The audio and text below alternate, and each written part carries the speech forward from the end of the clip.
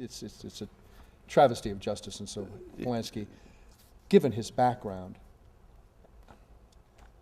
felt he had to leave. Well, I think there was no way for a fair trial. I mean, that was made clear. A judge made promises that he didn't keep on, and when you have the defense lawyer and the prosecutor agreeing of what the remedy should be, and a judge that kind of tries to take that out of their hands, I don't know what his options were really. And he spent 46 days in a treatment facility to see if he was a sexual deviant.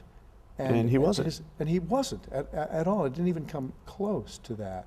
It's something about the times, with the Tate murders and the Manson gang, the culture shifted enormously. And he's at the core of that. It's the pivotal moment for breaking all the illusions of of the peace and love that existed at the end of the 60s. And the horror that existed underneath it. And he's caught in that, having been, in a ways, a Holocaust survivor.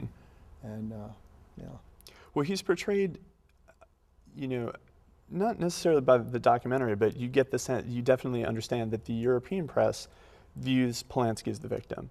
He's this great auteur, he survived the Holocaust, he survived these grisly murders.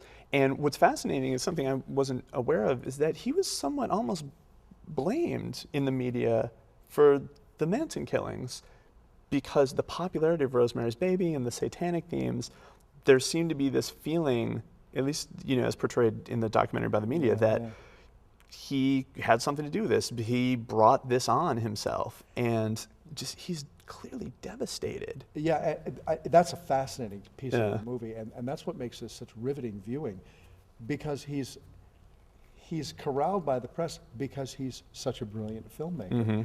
They thought, because Rosemary's Baby is so perfectly done, they thought he was a devil worshiper. Yeah, it must be real. More than a movie. He has to know this. And then there were actually, I believe in the movie, it says that he was accused by the press of killing his wife, going back to Europe, and then returning. Yeah. I mean, how hideous is that? But I think that's, what's also fascinating is kind of looking at it from this distance, the celebrity culture we're admired in, seeing the way that he went from the toast of the town. He came to, almost like when Wells came to Hollywood, he was just, everybody wanted to be part of this light of this great European director. And it's the swinging 60s, so it's a very particular, interesting But they turned on him so quickly. And I think we've seen that again and again, in these other celebrity trials, whether it's, whether it's R. Kelly or whether it's Michael Jackson or, Robert Blake, that the same media that wants to be with you to get the cachet that your celebrity brings will be the first to turn on you. And, I think it makes clear that we never really get a real sense of what the celebrities are really like, and it ends up distorting our view of, the art they make, and it blurs the line between who the person is and the work that they create. Well, in the media age, the blur between public and private is lost. And how does that affect our perception of the art?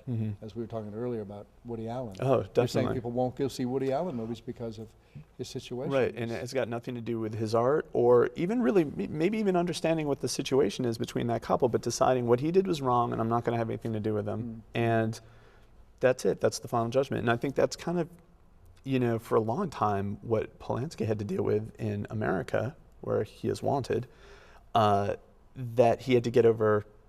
People wouldn't overcome the stigma of what he did. And, and I think this documentary shows that a lot of what we think he did comes from what the media kind of churned up rather than what actually happened, because the people involved, the prosecutor and even the girl, weren't listened to. Yeah, I wonder if some of this has to do with the desire to know what propels an artist.